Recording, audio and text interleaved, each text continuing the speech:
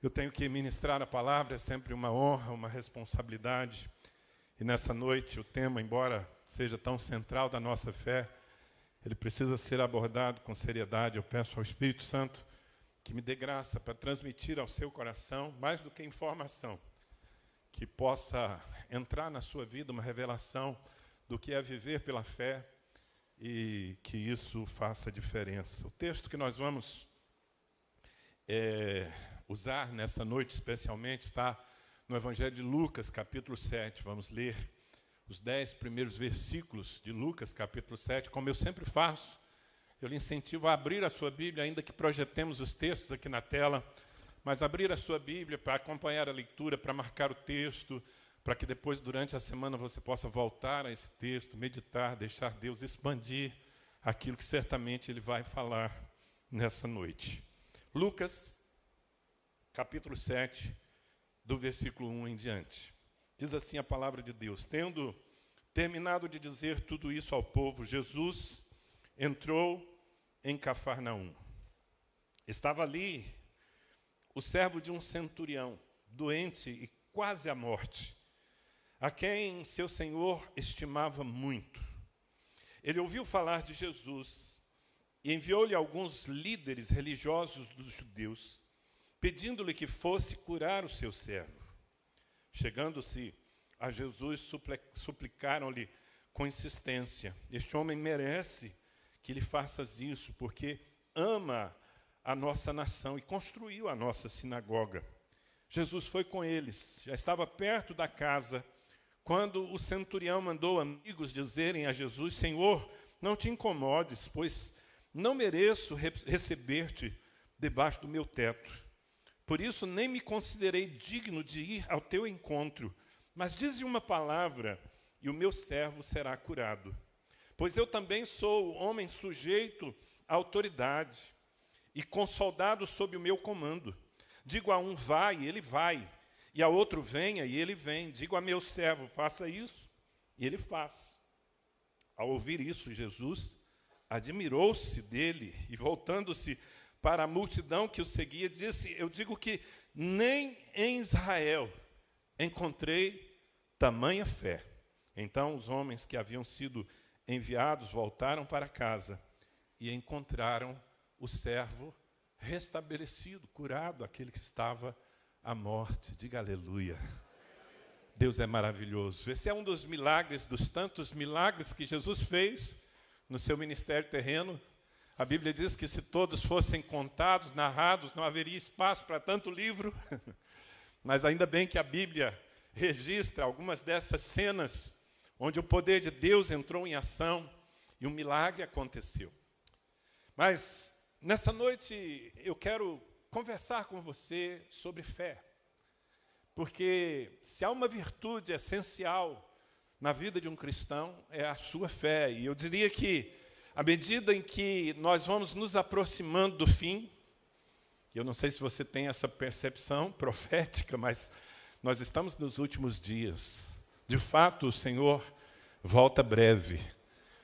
Mas à medida em que nós nos aproximamos do fim, a nossa fé vai se tornando ainda mais vital, porque nós já começamos a enfrentar um mundo bastante refratário a tudo aquilo que nós pregamos. Parece que a incredulidade geral vai tomando o coração das pessoas, não é? Aliás, Jesus, ele fez uma pergunta certa vez, ele disse: será que quando o Filho do Homem voltar, referindo-se a ele mesmo, encontrará fé na terra? Tanto o amor quanto a capacidade de crer parece que está se dissipando do coração das pessoas. Existe um espírito de anticristo moldando as nações para resistir à igreja e à mensagem do Evangelho. Então nós precisamos de uma fé autêntica, de uma fé com raízes profundas. E eu diria, não apenas para sobrevivermos num tempo onde a apostasia será grande. Você sabe o que é apostasia, não é? Apostatar é deixar de seguir o caminho, é abandonar o Senhor. E a palavra diz que antes que Jesus volte, haverá uma grande apostasia. Mas não apenas no sentido de nós nos defendermos dessa incredulidade que está à nossa volta, sobrevivência, mas no sentido também de nós cumprirmos a nossa missão. Porque a verdade é que o Senhor nos comissionou, nos mandou pregar o Evangelho e nos mandou espalhar a nossa fé, ou seja, capturar o coração das pessoas e fazê-las crer também. E eu não tenho dúvida, queridos, de que para que nós consigamos realizar esse nosso chamado, nós teremos que ser, assim, catalisadores do sobrenatural. Através das nossas vidas, milagres vão precisar acontecer. Cada vez mais as pessoas que estão à nossa volta, elas não estão a fim de ouvir mais uma conversa. Elas precisam ver o poder de Deus se manifestando, e sim, nós somos chamados para manifestar o poder de Deus. Jesus Cristo disse: esses sinais seguirão aqueles que creem. Ou seja, esses sinais seguirão os crentes. Em meu nome expulsarão demônios, falarão novas línguas, orarão pelos enfermos e eles serão curados, ressuscitarão mortos. É uma profecia que precisa se cumprir na nossa vida. A fé é essencial desde os nossos primeiros passos, não é? Afinal de contas, lemos na Bíblia que nós somos salvos pela graça por meio da fé. Não vem de nós, é dom de Deus. Sem fé, você não consegue sequer entrar no reino de Deus. Se é verdade que Jesus pagou um preço na cruz, é preciso que nós creiamos no que Ele fez. Isso é fé. E é pela fé que nós alcançamos a salvação. Mas a fé vai além de nos colocar no reino de Deus, de nos abrir a porta para esse mundo sobrenatural, esse mundo espiritual. Eu acredito que se você teve uma experiência com Cristo, se o amor de Deus conquistou o seu coração, há um desejo sincero em sua vida de agradar o Senhor. Quantos aqui de coração querem agradar o Senhor Jesus? Eu já imaginava. Isso é o natural, porque fomos conquistados por Ele.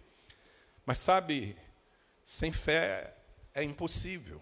É o que diz o escritor aos Hebreus, capítulo 11, versículo 6. Ele diz categoricamente o seguinte: sem fé é impossível agradar a Deus, pois quem dele se aproxima precisa crer que Ele existe e que recompensa aqueles que o buscam. Então, se você quer agradar a Deus, você precisa viver uma vida sobrenatural, você precisa revelar. Fé não é uma coisa que a gente tem e guarda no coração. Fé é algo que nós mostramos através das nossas atitudes. E sem fé é impossível agradarmos ao Senhor.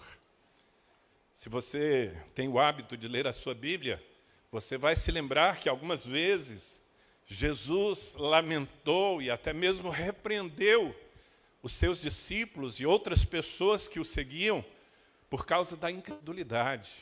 Certa vez, depois de uma vigília no monte com 3 dos seus discípulos, ao descer, Jesus encontrou os demais apóstolos frustrados porque haviam tentado expulsar o demônio que possuía um garoto e eles não haviam conseguido. E naquela ocasião Jesus expressou o seu desagrado, a sua frustração, ao dizer: ó geração incrédula e perversa, até quando vos sofrerei? De certa forma, Jesus estava dizendo: gente, vocês estão sendo um sofrimento para mim, porque vocês não conseguem crer como deveriam.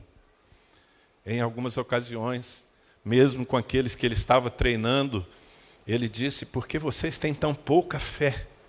Porque vocês não fazem aquilo que eu disse que vocês devem fazer. Tudo quanto pedirem ao Pai, em meu nome Ele fará. Vocês só precisam crer. Se vocês disserem a esse monte: lança-te no mar, com fé, isso vai acontecer. É muito, muito, muito essencial para agradarmos a Deus, nós temos uma vida de fé. Mas, para além disso, a Bíblia diz, em primeira carta de Pedro, capítulo 1, versículo 7, está escrito: assim acontece para que fique comprovado que a fé que vocês têm, muito mais valiosa do que o ouro que perece, mesmo que refinado pelo fogo, é genuína e resultará em louvor, glória e honra quando Jesus Cristo for revelado. Então nós acabamos de trazer aqui ao altar nossos dízimos e ofertas, e fazemos isso não porque existe uma lei que nos obrigue, mas porque nós amamos ao Senhor, não é verdade? Queremos agradá-lo, mas o que Pedro está dizendo aqui é que há algo que vale muito mais do que o ouro refinado. É uma fé verdadeira, uma fé que redunda em louvor, glória e honra para o Senhor Jesus. Então veja, na nossa relação com Deus, sermos pessoas crédulas, e não apenas passivamente crédulas, mas pessoas ativamente crédulas, vai fazer toda a diferença. Mas vai além, porque no mundo de muita opressão, no mundo em que um sistema está montado contra aqueles que creem na palavra de Deus, e se você tiver alguma dúvida disso, talvez você esteja um pouco dormente ainda, pergunte para qualquer jovem que entrou na faculdade e que tem que suportar 4 ou 5 anos num ambiente de universidade, pergunte se a sua fé é atacada ali, se ele precisa realmente ser muito firme para permanecer e para manifestar o testemunho de Deus. E certamente você vai ouvir sobre isso. Então, como eu disse, nós temos um mundo cada vez mais duro, refratário, treinado para não crer. E para vencer esse sistema todo, o apóstolo João, escrevendo a sua primeira carta, capítulo 5, versículo 4, ele diz assim: o que é nascido de Deus vence o mundo. Tem alguém aqui que é nascido de Deus? Sim, se você confessou Jesus como seu Senhor e Salvador, você nasceu da água e do Espírito, você nasceu de novo, você nasceu de Deus. Mas João vai além, ele diz: o que é nascido de Deus vence o mundo. E esta é a vitória que vence o mundo, a nossa fé. Ou seja, uma pessoa fraca na fé, uma pessoa que tem uma fé passiva, se é que isso existe, dificilmente vai conseguir resistir à pressão da incredulidade. E mais ainda, dificilmente vai conseguir convencer outros a virem a Cristo. Então, eu poderia falar muitas coisas acerca da fé, mas eu quero me concentrar nessa noite em observar o exemplo desse homem do texto principal que nós lemos, um centurião romano, um militar romano. Centurião, ele era o líder de uma centúria do exército romano. Ele tinha um grupo grande de soldados sob o seu comando, mas era romano, não era judeu. E ele tem um problema em casa, um servo seu, a quem ele estimava muito, diz a palavra, estava doente quase à morte. Uma situação gravíssima. E esse homem move céus e terra para conseguir que Jesus cure aquele rapaz. Mas o que mais me chama a atenção é que, observando suas atitudes, Jesus se surpreende. A Bíblia diz, nós lemos, que Jesus admirou-se dele.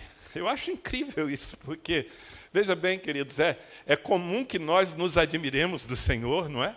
É comum que o Senhor nos surpreenda e que Ele, consiga as exclamações do nosso coração. Uau! Jesus fez isso na minha vida. Mas parece que aqui a ordem está invertida. É a fé de um centurião romano que surpreende Jesus, que chama a atenção de Jesus. E ele não apenas fica admirado da fé desse romano, mas ele faz questão de dizer: olha, nem mesmo em Israel, nem mesmo no lugar da fé eu encontrei alguém que exercesse uma fé como essa. E mais do que o elogio público de Jesus, esse homem conquistou um milagre, porque na sua casa o servo que estava morrendo foi curado. Tremendo, não é? Mas veja bem, se o próprio Jesus Cristo, que é chamado em Hebreus de o autor e consumador da nossa fé, se Jesus Cristo aponta para um romano e diz: uau, se admira e fala, eu não encontrei em nenhum lugar uma fé como a desse homem. Irmãos, nós temos que parar para investigar essa fé, porque eu acredito que essa seja a fé que a igreja precisa manifestar nos últimos dias. Eu quero tomar esse exemplo para que nós nos inspiremos nele.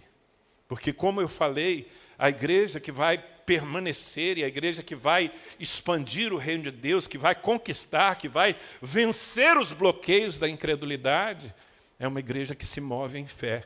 E se nós temos aqui um exemplo apontado para Jesus, então vale a pena nós mergulharmos nesse exemplo. E a pergunta que eu quero fazer diante desse texto com vocês é o que havia de tão impactante na fé desse homem que surpreendeu Jesus e que, mais do que surpreender, moveu o poder de Deus em seu favor, aliás, em favor de uma outra pessoa. E lendo o texto, algumas ideias me vêm muito claramente que eu quero compartilhar com você. A primeira delas é que esse homem tinha uma fé admirável porque era uma fé altruísta. Era uma fé que se punha em ação não por si mesmo, mas pelo outro. No versículo 2 diz que estava ali em Cafarnaum o servo de um centurião, doente quase à morte, a quem o seu senhor estimava muito.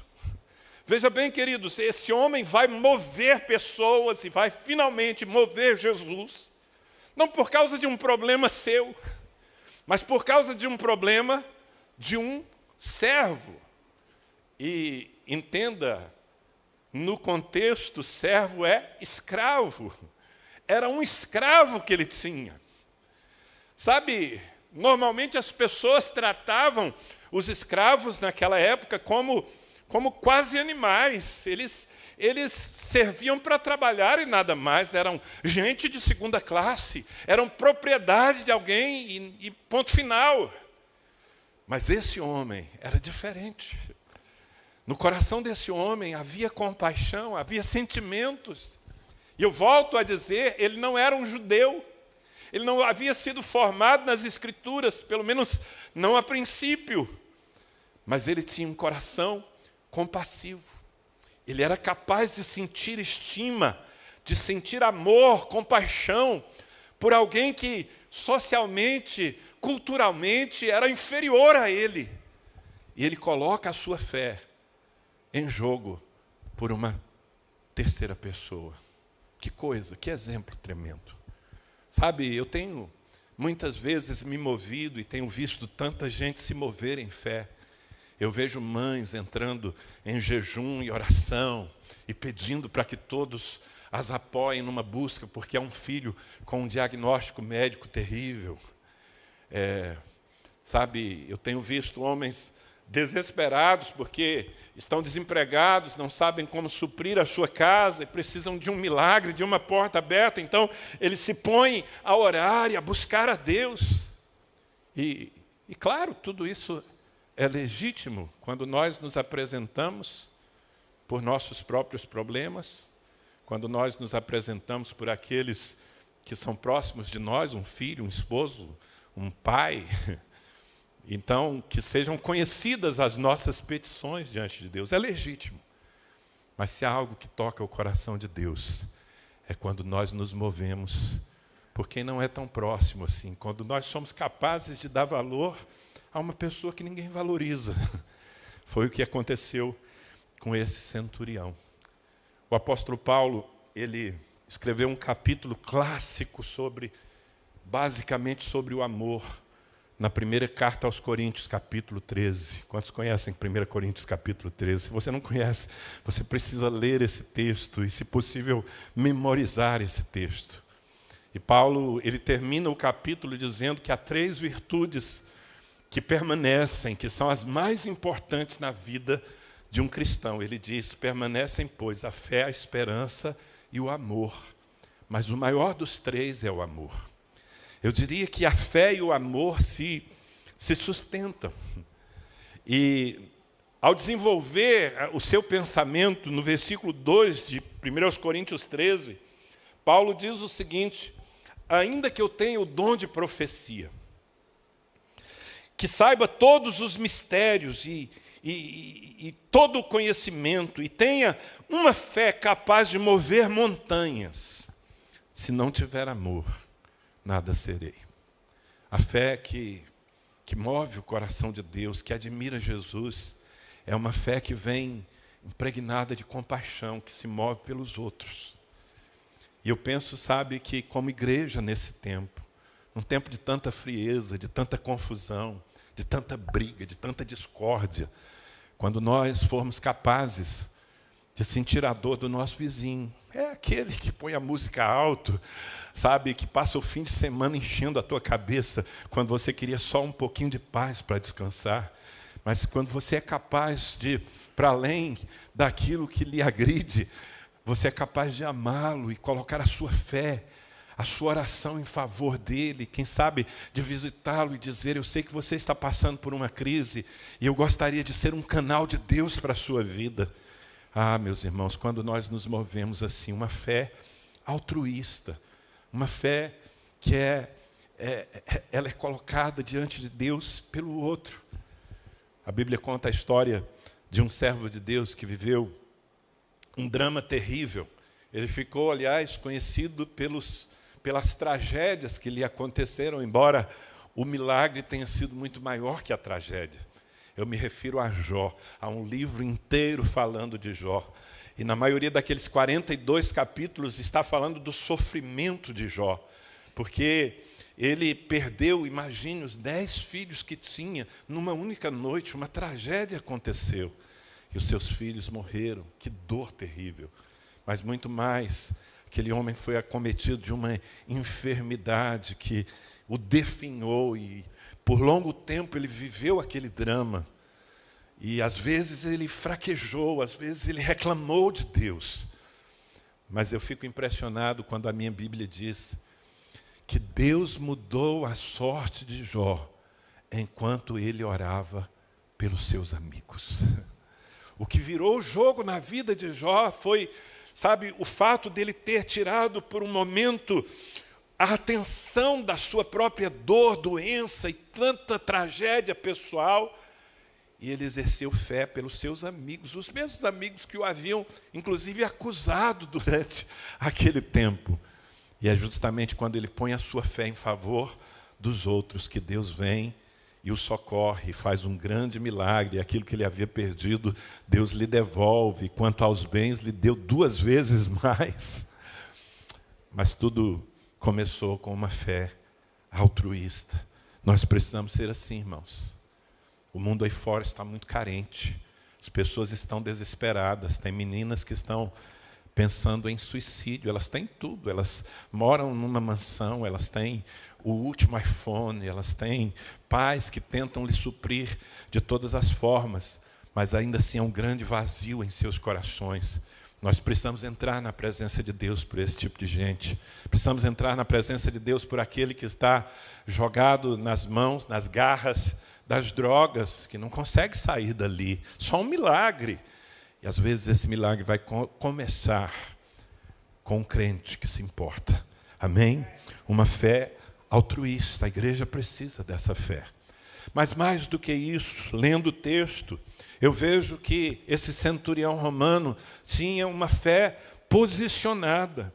Veja bem, ele era um militar. Ele era um romano. Ele estava... O contexto social era o seguinte: embora ele estivesse na Galiléia, embora ele estivesse em Cafarnaum, ali ele vivia, ele era parte do império dominador. O Império Romano havia conquistado a Judéia, havia conquistado toda aquela região. Os judeus estavam debaixo do governo imposto de Roma e ele fazia parte disso. Ele era um homem poderoso, de certa forma. Ele não estava assim, sabe, no topo da cadeia, da pirâmide, mas ele também não estava na base. Ele era uma pessoa muito bem posicionada. E quando ele resolve se comprometer com a fé, e veja, eu percebo aqui pela história, que a sua fé não se manifestou apenas naquele momento em que ele teve a oportunidade de um encontro com Jesus. Não. ele já vinha exercendo uma fé no Deus de Israel de antes. Porque os líderes religiosos judeus chegam para Jesus em seu nome dizendo: esse homem é digno, esse homem, ele ama a nossa nação, ele construiu uma sinagoga para nós. Você sabe que a sinagoga era um lugar de culto dos judeus, e os judeus adoravam apenas ao Deus verdadeiro, o único Deus, o Deus a quem nós servimos. Os romanos não, os romanos tinham muitos deuses, e principalmente o imperador era tido como um deus que, exigia para si toda a submissão. Mas esse homem, ele põe tudo em jogo. Quando eu digo que a fé que ele tinha era posicionada, é porque ele não fez as contas do que ele podia perder ao se aproximar espiritualmente dos judeus, ao lhe ser simpático. E eu deduzo, irmãos, embora a Bíblia não fale claramente isso, mas eu deduzo que ele havia se convertido ao Deus dos judeus, embora ele não fosse um judeu. Porque o testemunho dos outros a seu respeito é: ele ama a nossa nação. Ora, os romanos não amavam Israel, eles só queriam explorar Israel. Ele era diferente. Você está me entendendo? Eu estou conseguindo explicar para você? E mais do que isso, ele constrói uma sinagoga com seu próprio dinheiro, ele investe na fé. Não é possível, ele não era um político, ele não precisava disso. É porque estava no seu coração. Ele se posicionou. E eu imagino, é só a minha imaginação, mas eu acho que ela faz sentido, que ao se posicionar ao lado dos judeus, ao investir, inclusive, financeiramente na fé dos judeus e não na fé romana. E, principalmente, quando ele se aproxima de Jesus, com toda a reverência com a qual ele se aproximou, esse homem estava correndo alguns riscos, quem sabe de perder no seu status, não é? No seu prestígio. O que diriam os outros romanos que ali estavam? O que diriam os seus superiores? Será que ele não poderia ser barrado numa promoção? Ele era um centurião, como militar, certamente ele almejava posições maiores, mas ele não pensou em nada disso. Uma vez que Deus conquistou o seu coração, ele escolheu o seu lado, ele se pôs ao lado de Deus. Sabe, mais do que em qualquer outro tempo, nos próximos dias, nos próximos tempos, nós vamos precisar ser claros diante de um mundo opressor. Nós vamos precisar ser muito claros ao revelar de que lado nós estamos, ao tomar posição. Sabe, o muro está cada vez mais fino, gente. Não dá para ficar mais em cima do muro. Não dá para você fazer de conta que ama a Deus e ao mesmo tempo que ama o mundo com seus desejos e com seus pressupostos. Não dá, você tem que escolher de que lado você está. Aliás, Jesus disse: aquele que me negar diante dos homens, eu o negarei diante do meu Pai que está nos céus. Mas aquele que me confessar diante dos homens, eu confessarei diante do meu Pai que está nos céus. Esse homem tinha uma fé posicionada. Ele não fez a conta do que poderia perder. Ele preferiu fazer a conta do que poderia ganhar, investindo no reino de Deus e se aproximando de Jesus Cristo. Sabe, eu não posso lhe garantir que se você for um crente radical, você vai ter sempre portas abertas lá no seu trabalho.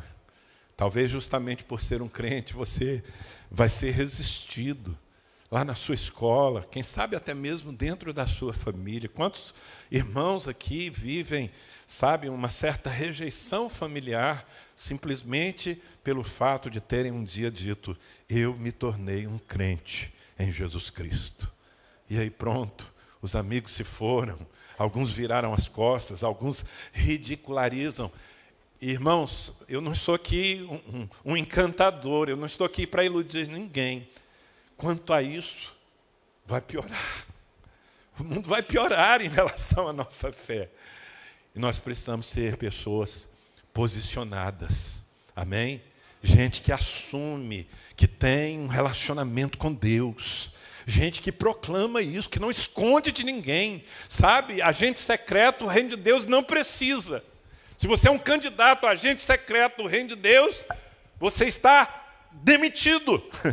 Deus não espera ter agentes secretos, pelo contrário, Jesus nos chamou para sermos suas testemunhas nessa geração. E é preciso nos posicionar. Eu tenho certeza que o fato desse romano se posicionar impressionou Jesus, contribuiu para que o Senhor se admirasse da sua fé. Eu vejo a igreja nascendo, na minha Bíblia tem os relatos, a igreja ainda novinha, todo mundo novo convertido, com exceção dos apóstolos que haviam andado com Jesus e mais alguns discípulos, e de repente logo vem perseguição.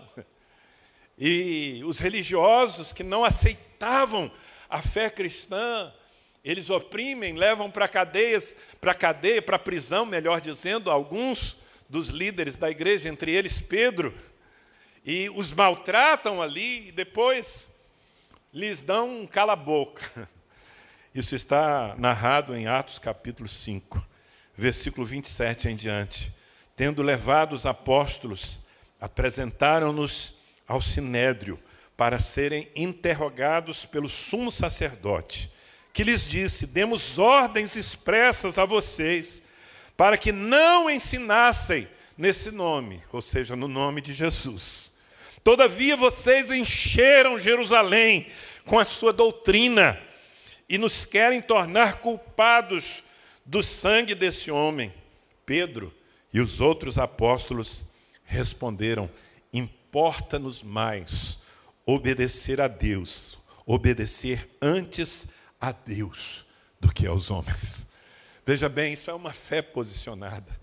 Eles haviam passado a noite na prisão, eles estavam sob ameaça, eles estavam, assim, debaixo de muita pressão, mas eles não estão dispostos a negociar a sua missão. Eles dizem àquela autoridade que estava usando mal a autoridade que tinha, eles dizem: não podemos lhe obedecer. Nós servimos a Jesus Cristo e nós não vamos parar de pregar o Evangelho. Isso que você chama de doutrina é a nossa vida e nós vamos continuar espalhando essa mensagem por onde quer que nós andemos. Uma fé posicionada, irmãos. Nós vamos precisar ser os crentes desse tempo agora, que às vezes sofrem pressão, mas que não se calam. Diga comigo: me importa. Diga: me importa muito mais obedecer a Deus do que aos homens. Uma fé posicionada. Mas sabe, essa fé que o centurião demonstra é também uma fé construtiva. No versículo 4, os religiosos judeus de Cafarnaum, eles chegam para Jesus, vêm em nome do centurião, e eles dizem, aliás, está escrito aqui no versículo 4, chegando-se a Jesus, suplicaram-lhe com insistência: este homem merece que lhe faças isso, porque ama a nossa nação e construiu a nossa sinagoga. Veja bem, não foi ele que mandou dar esse recado. Esse era o testemunho das pessoas a seu respeito. Os religiosos de Cafarnaum estão dizendo: Jesus, atende esse homem, cura o seu servo, porque ele é uma pessoa digna, nós o conhecemos. Ele tem uma fé e não é uma fé passiva, é uma fé construtiva. Ele ama a nossa nação, ao contrário dos romanos que estão aí apenas para nos espoliar, para levar os nossos impostos e as nossas riquezas. Esse homem, ele está disposto a investir em nós. Ele ama Israel. Senhor, nós o conhecemos. Ele tem obras aqui, sabe? A sinagoga, foi ele quem construiu para nós. Daqui a alguns dias, pouco mais de 20 dias, eu vou ter a graça, a bênção de levar um grupo de 44, 45 pessoas a Israel.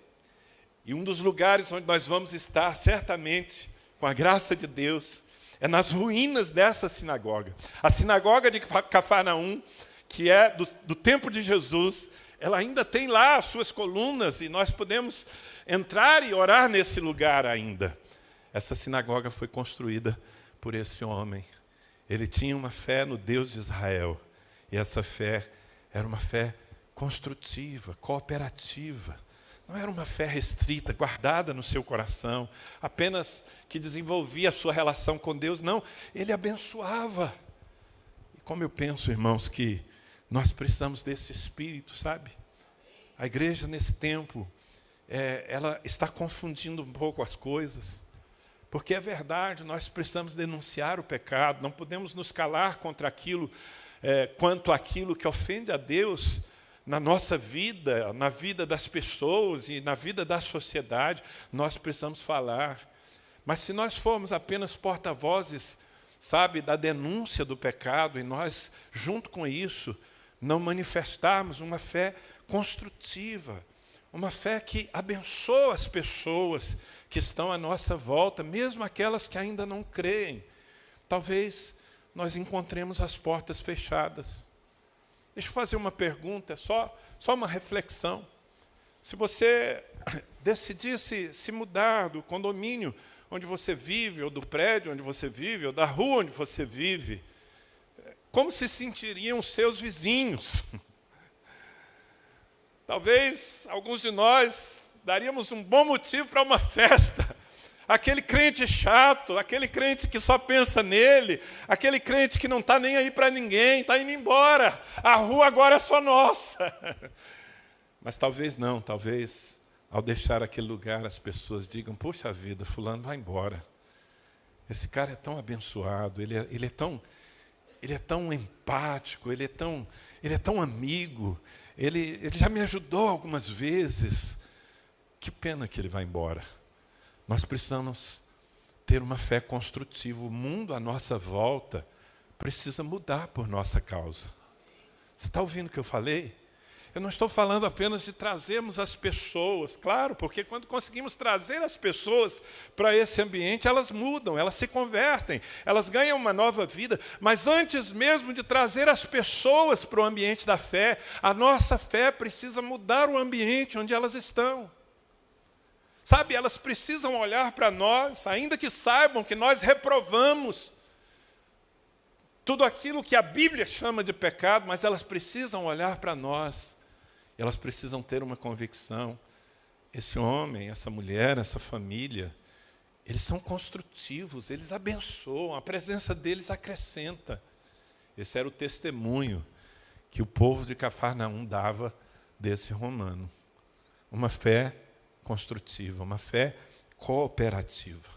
Jesus, certa vez, ele disse, está registrado em Mateus capítulo 5, versículo 16, palavras do nosso Senhor: assim brilhe a luz de vocês diante dos homens, para que vejam as suas boas obras e glorifiquem ao Pai de vocês que está nos céus. Pega no braço dessa pessoa aí, diga para ela: brilhe a sua luz. Brilhe a sua luz diante dos homens. Sabe, deixa os homens à sua volta verem as suas boas ações, as suas boas obras, porque isso vai suscitar dentro deles glória ao Deus a quem você serve. Você está me entendendo? Você está me entendendo que a sua presença dentro de uma escola, de uma faculdade, como estudante, não é só uma presença de autodefesa, você está ali, você tem que se defender da incredulidade. Não, você precisa se tornar ali um polo de bênção. Sabe, as pessoas precisam saber que, estejam elas na fé ou não, elas podem contar com você nos momentos difíceis. Parece um pouco diferente do que boa parte de nós, os evangélicos, estamos vivendo. Alguns de nós entendemos que depois que nos tornamos cristãos, nós temos que parecer limões azedos no meio da sociedade, não é? Ser ranzinzas e chatos e não ter sorriso para apresentar, a não ser depois de um versículo bíblico. Não, queridos, nós podemos influenciar as pessoas que estão à nossa volta. Uma fé construtiva. Você está aprendendo? Eu oro para que isso seja mais do que uma informação na sua cabeça. Eu posso transmitir uma informação, mas eu peço que o Espírito Santo transforme esse conhecimento em revelação dentro de você. E que essa palavra que você está recebendo desça ao seu espírito e ela se transforme num poder para que você viva isso. Porque no fim só faz sentido nós estarmos aqui gastando 1 hora com a palavra de Deus se for para viver isso. Não pode ser só para encher a nossa cabeça de bons conceitos, mas infrutíferos. Mas sabe, esse centurião romano impressionou Jesus, e eu acredito que talvez o fator mais forte, aquilo que mais mexeu com Jesus, foi o fato de que ele manifestou uma fé sem arrogância. Ele tinha ousadia, mas não tinha arrogância. Parece que são conceitos que a gente confunde, não é? Achamos que para ser ousados precisamos ser pedantes. E o pedante não vai conseguir nada com Deus, amado. Esse homem cria. Ele cria a tal ponto que ele manda recado para Jesus. Ele diz: Senhor, eu sei que uma palavra tua é suficiente para curar o meu servo. Então ele crê. Mas a sua crença, a sua fé, não estava baseado em suas obras de justiça. Pelo contrário, olha o que diz no versículo 6. E Jesus foi com eles, ou seja, os judeus que vieram em nome do centurião disseram: Jesus, vamos à casa dele, o servo está morrendo. Jesus vai. Quando você chama, Jesus vai. Mas olha o que acontece. Já estava perto da casa, quando o centurião mandou amigos dizerem a Jesus: Senhor, não te incomodes, pois não mereço receber-te debaixo do meu teto. Por isso nem me considerei digno de ir ao teu encontro, mas dize uma palavra e o meu servo será curado. Gente, eu estou falando que esse homem era um homem bem posicionado na sociedade. Um centurião romano, eu imagino que ele estivesse acostumado a receber em sua casa pessoas importantes do Império Romano, superiores inclusive a ele. Mas agora, quando ele é informado de que Jesus está na sua cidade, ele não vai ao encontro de Jesus e ele explica. Não é por vergonha, ele não quer esconder a sua fé, todo mundo conhece a sua fé, mas ele não se sente digno. Veja bem, ele que provavelmente estava acostumado a receber gente de alto naipe, quando ele pensa em Jesus, ele pensa: Jesus é mais importante, Jesus é maior do que qualquer pessoa que eu já tenha recebido em minha casa. Eu não sou digno de recebê-lo. Ele pede: Senhor, dá apenas uma palavra. E eu acredito, meus irmãos, que isso mexeu com Jesus. Uma fé humilde. Uma fé, sabe, você imagine a cena. Ao invés de mandar pessoas, ele mesmo vai com todas as suas insígnias e medalhas, não é? E todo o seu currículo. E ele se apresenta a Jesus com aquela voz impostada e diz: olha aqui, Jesus, eu sou o centurião aqui dessa cidade e todo mundo aqui me ama, porque eu sou gente boa, sabe? Sou gente muito boa aqui. Eu tenho ajudado esse seu povo. Sabe essa sinagoga aí? Eu que construí. Então, justamente por isso eu quero que você vá na minha casa. Sabe, pensou se ele chegasse com esse papo para Jesus? Ou seja, eu mereço, eu tenho currículo, então agora o Senhor precisa me atender. Se eu conheço bem Jesus, eu acho que ele viraria as costas, iria embora. Porque a minha Bíblia diz que Deus resiste aos soberbos, mas dá graça aos humildes. Mas esse homem não. Quando Jesus está indo para a sua casa, ele manda amigos dizerem: Senhor, não te incomodes, eu não sou digno de que entres na minha casa, mas se a tua palavra entrar na minha casa, o meu servo será curado. Manda e vai acontecer. Uau! Gente, eu às vezes me escandalizo, porque eu vejo tanta gente e alguns líderes religiosos, pastores, pregadores, que confundem fé com arrogância. Eles querem pôr Deus contra a parede, sabe? Como se Deus fosse obrigado a fazer. E pior, quando você apresenta o seu currículo como argumento para que Deus lhe atenda, quando você apresenta. Uma coisa é os outros falarem de você. Veja bem, os judeus chegaram e disseram: esse homem é digno, Jesus. Atende esse homem, ele é gente boa, ele é crente, ele é generoso, ele tem muitas sementes conosco. Os outros falarem de você é uma coisa. Agora você bater no peito e dizer: Deus, eu mereço. O Senhor tem que me atender. O Senhor tem que fazer o que eu quero. Porque afinal de contas, olha aqui o meu. Quando você vem com esse papo, a porta vai estar fechada, querido. Deus resiste aos soberbos. Aliás, é o que diz Tiago. Tiago capítulo 4, versículo 6. Mas ele, Deus, nos concede graça maior.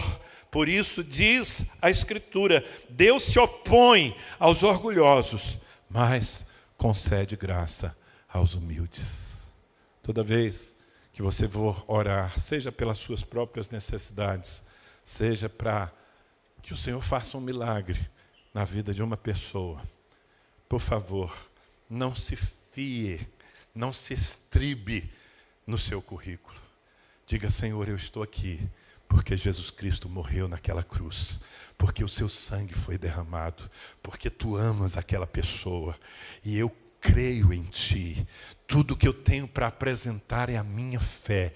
Embora eu não mereça, Senhor, porque me deste esse direito, eu estou exercendo. Cura essa pessoa, liberta esse amigo, e você vai ver Deus fazendo milagres, porque Ele ama gente quebrantada. Amém? Agora, há uma última coisa que eu quero compartilhar com você, que faz parte desse pacote de fé admirável, de fé surpreendente. Esse homem, ele tinha uma fé consciente. É incrível como ele entendeu o mundo espiritual, coisa que muito crente, depois de 20 anos na igreja, ainda não entendeu. Eu acho que a mente militar dele, acostumada a lidar com autoridade e com hierarquia, o ajudou a compreender o mundo espiritual. Tanto que o argumento que ele usa com Jesus é o seguinte: pois eu também sou homem, versículo 8, porque eu também sou homem sujeito à autoridade e com soldados sob o meu comando. Eu digo a um: vá, e ele vai, e a outro: venha, e ele vem. Digo a meu servo: faça isto, e ele faz, por causa da autoridade que eu tenho. Senhor, muito mais tu. Se tu disseres, o meu servo será curado. Veja bem, queridos, a fé desse centurião não estava baseada na justiça própria, nem nos seus méritos. A fé dele estava baseada na autoridade de Jesus Cristo. Gente, no dia que nós entendermos a autoridade de Jesus Cristo, e que nós entendermos a autoridade que Ele nos deu para usar o seu nome, os milagres vão acontecer a toda hora na nossa vida e na vida daqueles que nós amamos, daqueles que nós alcançarmos. Porque tudo gira em torno de autoridade. Sabe o que é autoridade? Quem manda. E você sabe quem manda? Quem manda no câncer, quem manda na depressão, quem manda nos desgovernos, quem manda na pobreza, Jesus Cristo manda. Quando nós entendemos isso e nós movemos a sua mão pela fé, não haverá impossíveis. Sabe, um dos textos mais importantes da Bíblia está em Mateus capítulo 28, versículo 18. Depois de ter vencido todos os nossos inimigos, porque Jesus na sua carne venceu o pecado, ele viveu por 33 anos nessa terra e nunca pecou, venceu o pecado, morreu sem pecar, o único homem, o único justo, ele venceu o pecado, meu irmão. Mas além do pecado, ele venceu o inferno, porque ele desceu aos lugares mais baixos da terra, e ele expôs, diz a palavra, ele expôs ao desprezo e à vergonha os principados e potestades. Ele pisou sobre Satanás, ele esmagou a cabeça da serpente, ele venceu o império das trevas.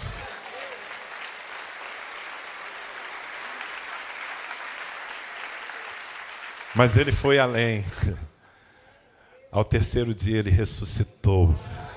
E ao ressuscitar ele venceu a morte que havia se assenhorado do nosso futuro. Ele venceu a morte. E depois de ter vencido, ele se apresentou aos seus discípulos. E o que ele disse? Então, Jesus, aproximando-se deles, disse: foi-me dada toda a autoridade nos céus e na terra. Ele tem toda a autoridade nos céus e na terra. Não há absolutamente nada no universo que não esteja debaixo da autoridade do nosso Senhor. E é a partir dessa revelação, queridos, que nós precisamos nos mover em fé. Senhor, não é porque eu mereço, não é porque eu sou santo, não é porque eu dou o dízimo, não é porque eu construo sinagogas, é porque toda a autoridade está sobre ti. E uma palavra tua é suficiente para operar um milagre. Essa era a matemática do centurião romano. Parece que ele conhecia mais a Bíblia do que nós. E Jesus fica admirado. Ele diz: uau, nem em Israel eu encontrei uma fé como essa. Eu quero ler um último versículo com você. Efésios, capítulo 1, versículos 20. Na verdade, 4 versículos do 20 ao 23.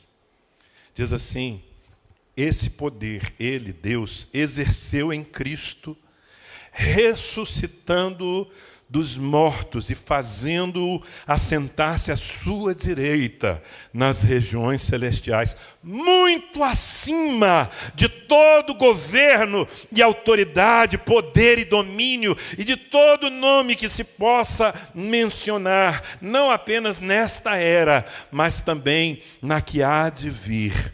Deus colocou todas as coisas debaixo de seus pés e o designou cabeça de todas as coisas para a igreja, aleluia, que é o seu corpo, a plenitude daquele que enche todas as coisas em toda e qualquer circunstância.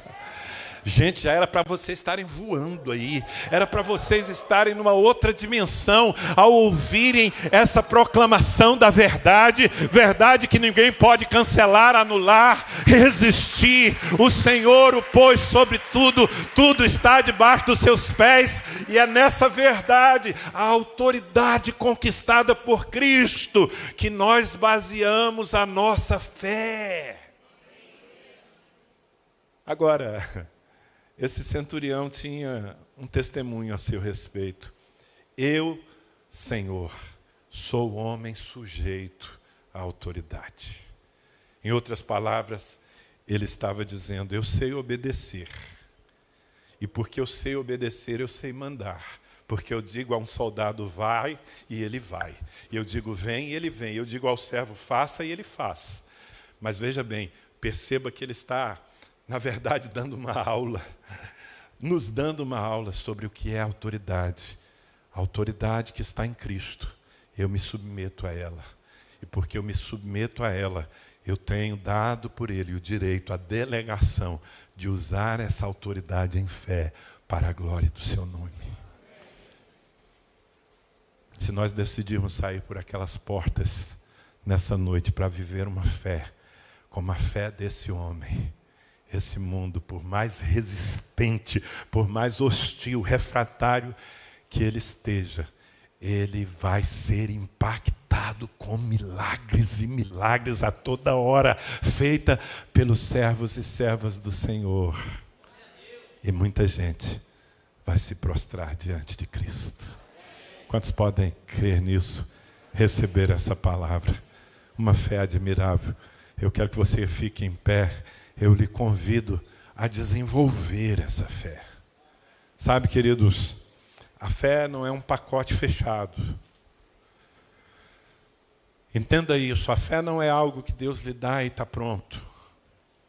Não é algo que você tem, ponto final. Não. A Bíblia nos ensina a crescer na fé, a desenvolver a nossa fé. E há basicamente duas coisas que nós precisamos fazer. Preste atenção, antes que nós oremos. Há basicamente duas coisas que nós precisamos fazer para que essa fé que estava na vida desse homem possa ser vista em nossa vida pelo Senhor. A primeira delas é nos encher da palavra. Amém? Porque a fé vem pelo ouvir e o ouvir pela palavra. Então só o fato de você ter investido esses últimos minutos aqui em ouvir uma palavra sobre fé, isso já começou a edificar a fé no seu coração.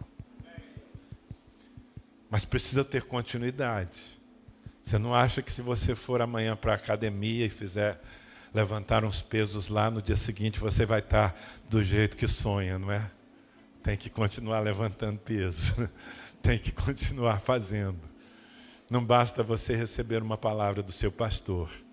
Você precisa buscar a palavra de Deus. A fé vem pelo ouvir. Quanto mais Deus fala com você, mais você cresce em fé. E como é que Deus fala com você? Abra a sua Bíblia. Abra a sua Bíblia. É aí que Deus fala. Mas há uma segunda ação que nós precisamos ter para desenvolver a nossa fé. É colocá-la em prática. Você precisa colocar a sua fé em prática. É por isso que às vezes Deus lhe empurra para o meio do fogo. É por isso que às vezes você se vê no perrengue. Não, mas por que eu estou no perrengue? Deus não me ama? Justamente. Como Ele te ama e como para agradá-lo você precisa de fé, então Ele te põe no perrengue. Porque no perrengue você vai ter que exercitar a fé. Mas você não precisa estar no meio de uma luta pessoal, de uma enfermidade. Você pode olhar à sua volta. Você não precisa andar muito. Você vai encontrar servos à morte. Você vai encontrar pessoas deprimidas. Você vai encontrar casamentos falidos. Você vai encontrar jovens sem rumo na vida, desesperados, vazios.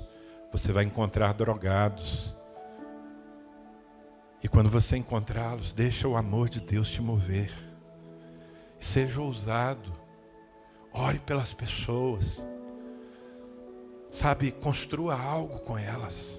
Construa uma sinagoga para elas. E à medida em que você exercita a sua fé, ela cresce. Seria muito bom se o Senhor Jesus olhasse para nós no meio dessa geração incrédula e dissesse: uau, que fé é essa? Nem em Israel, nem no meio dos evangélicos eu encontrei uma fé como a desse homem. É dessa fé que o mundo precisa. Amém? Eu queria que você usasse esses minutinhos para colocar o seu coração diante de Deus. A gente não tem um aparelho, né? Se a gente tivesse um aparelho para medir a fé, como é que ia chamar esse aparelho? Hã?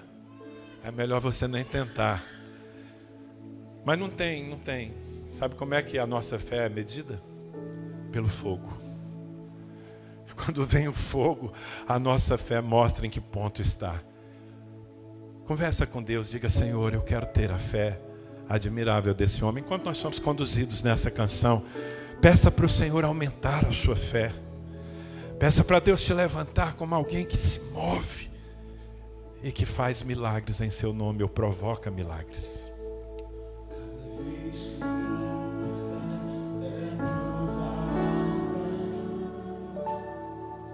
Tu me dás a chance de crescer um pouco mais.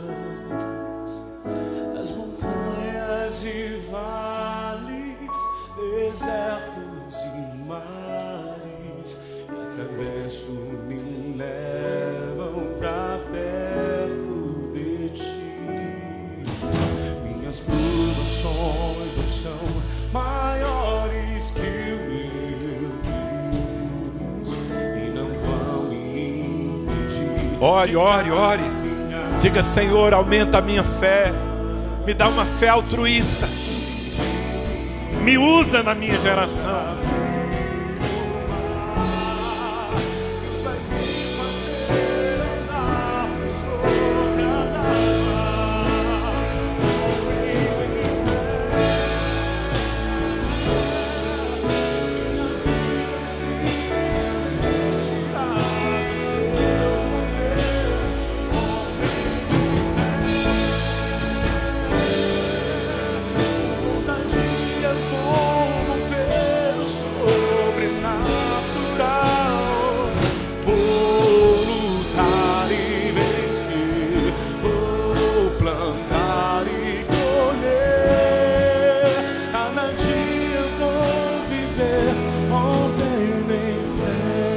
cada dia vou viver rompendo em fé. Essa é uma boa escolha, uma boa decisão. Mas eu queria começar a praticar isso com vocês hoje. Eu quero orar para que Deus acrescente fé à sua fé. Mas eu queria começar a praticar da maneira mais adequada. Você conhece alguém que está sofrendo? Você conhece um servo que está à morte? Uma pessoa, talvez até nem seja tão próxima de você, mas ela precisa de um milagre.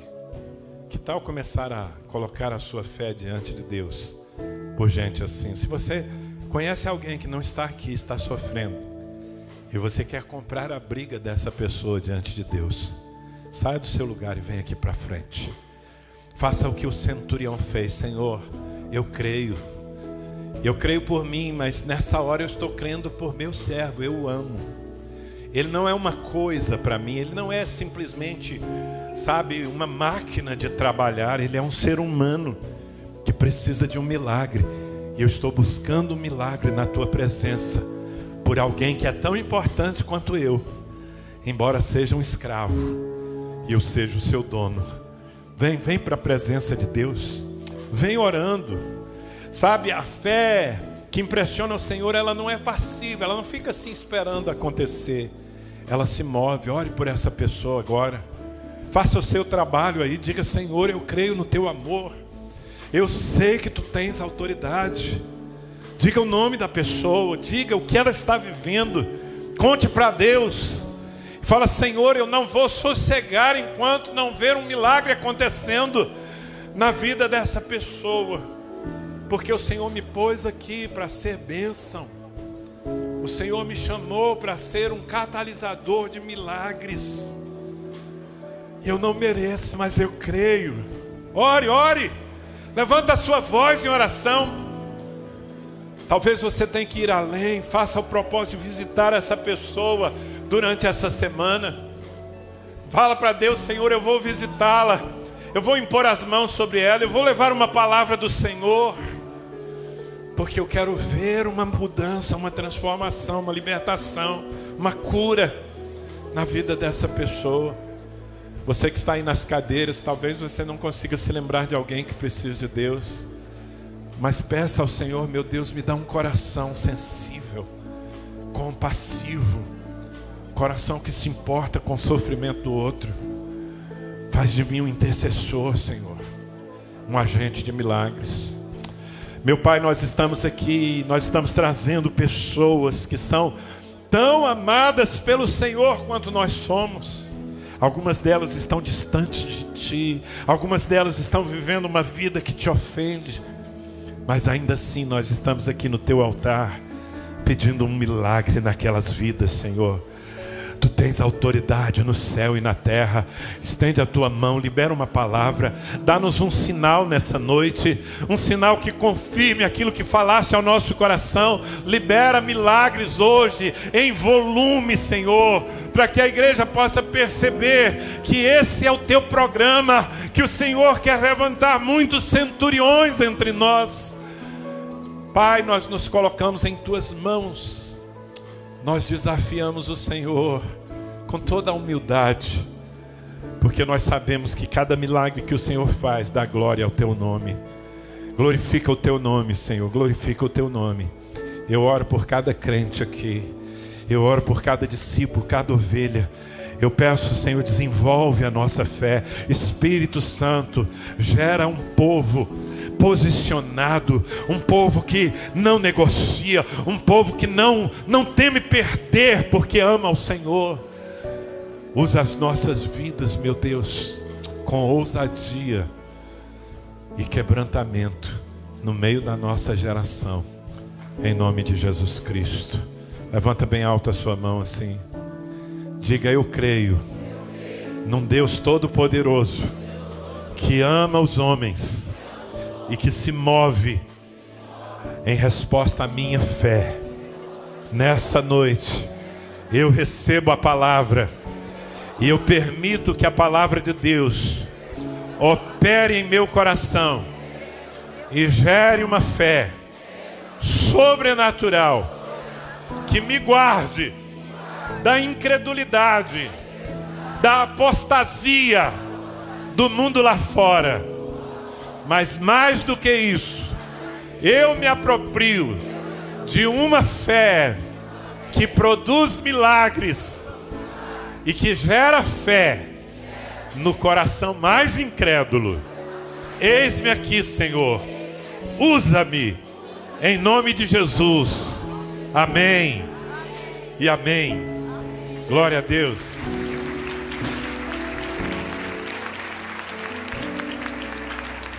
Essa semana pode ser uma semana divertida.